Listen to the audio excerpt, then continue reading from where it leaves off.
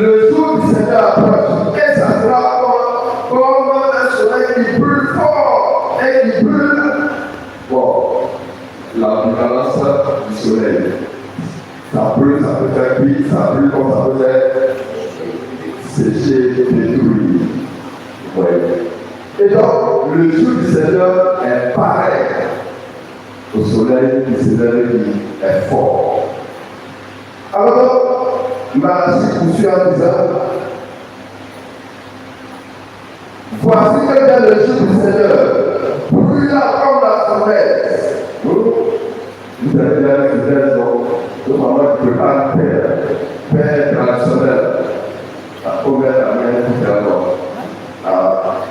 Comme une fournaise, tous les arrogants, tous ceux qui connaissent l'intégrité seront de la paille, ça va brûler.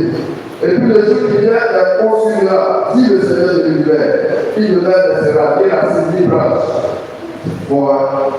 Ni la ni branche. Mais pour vous qui craignez mon nom, le soleil de Jésus s'élèvera, il apportera la guérison dans votre monde.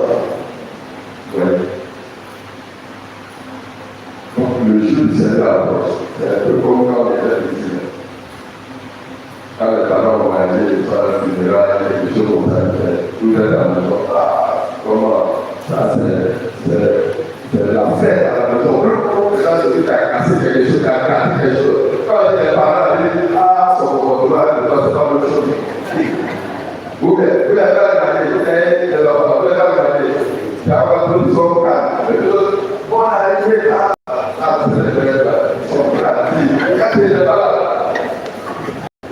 Donc le jour du Seigneur est pareil. On dit, Dieu fait, nous sommes heureux, nous serons de Christ. Qu'est-ce qui va m'arriver? Il va me chicoter.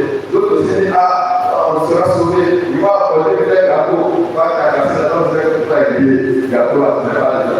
Ainsi de suite. Donc le jour du Seigneur est pareil. Et c'est ce que le prophète Malachie nous dit là-bas. Alors, quelle sera ton attitude par rapport à la venue de ce jour du Seigneur? Sera grillé ou bien tu seras guéri? Mais l'idée c'est que c'est quelque chose qui sera d'abord interne à nous. C'est chacun qui va prendre conscience, qui va faire son examen de conscience et lui va voir qu'est-ce qu'il faut changer, qu'est-ce qu'il ne faut pas changer. Avant même le Seigneur d'arriver. Et c'est important. Vous voyez que nous sommes à quelle année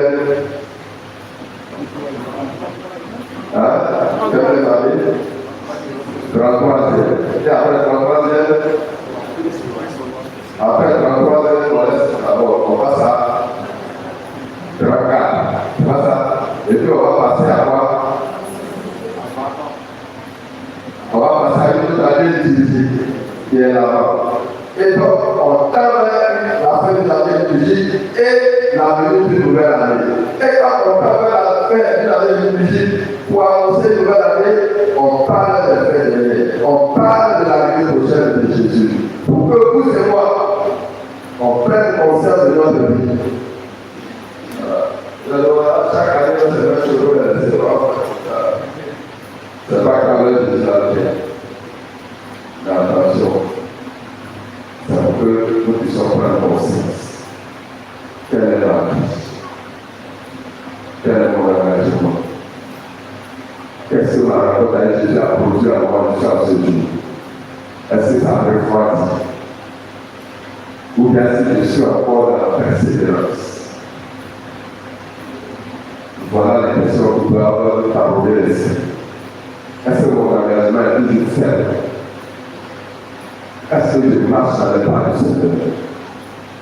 Ou bien je suis tiède? Nous dit l'Apocalypse, il a mis chaud et froid. On ne peut pas te prendre un café si tu es froid. Bon, il va y avoir un café, ma souris. Donc, la question nous est posée personnellement. Dans la deuxième lecture que nous avons entendue, l'apôtre Paul se plaît et commence par donner lui-même son témoignage.